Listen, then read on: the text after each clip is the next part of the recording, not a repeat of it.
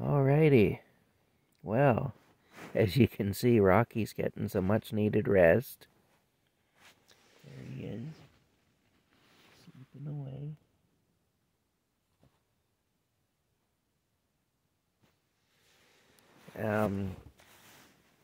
I've got to get up and start and get ready here because I'm going to work today. I just got a message from a lady that I work for sometimes, a very nice lady, and so I'm going to go and get some work done at her place.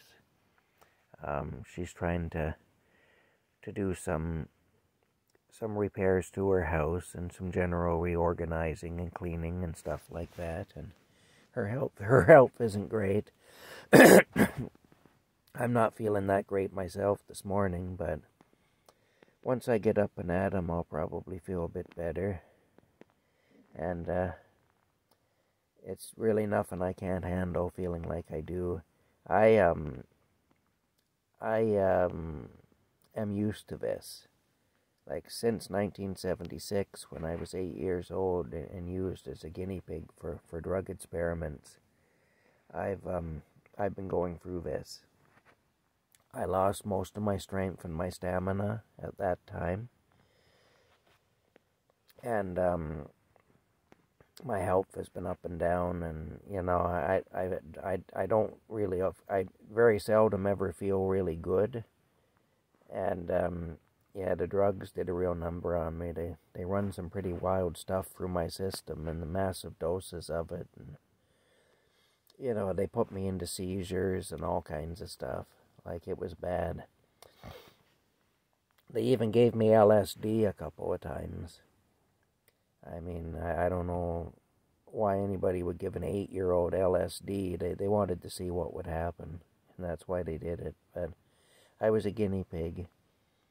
And it's affected my ability to get medical care, too, because they had to hang mental illness labels on me in order to justify pumping me full of antipsychotic drugs.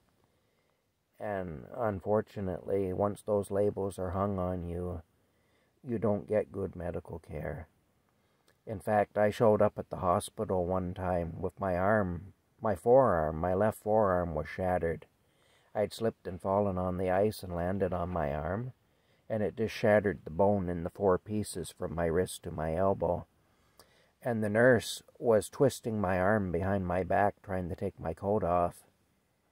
And of course, I was in agony, and I kept asking her not to do that, you know. And she told me not to be silly. You know, that I wasn't really hurt anyway, and that I needed not to be silly. But see, once you have these labels hung on you, that's what happens. Well, then they did take an x-ray, which it's a wonder they did, because normally they won't even do that for me, but they did. And when she put the x-ray up on the screen in the other room, I heard her exclaim, "Oh my God, he really is hurt." You know?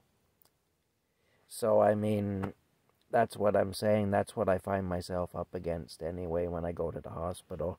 And I don't go anymore. I'm actually forbidden to go there now because I won't comply with mask wearing stuff and whatnot. So I've been told that I'm not allowed to go to the hospital anyway. But even when I was allowed to go, it was tough. So this is normal for me. So don't worry about me. That this is just how things are for me. I'm used to it, and I cope pretty well with it. I'm probably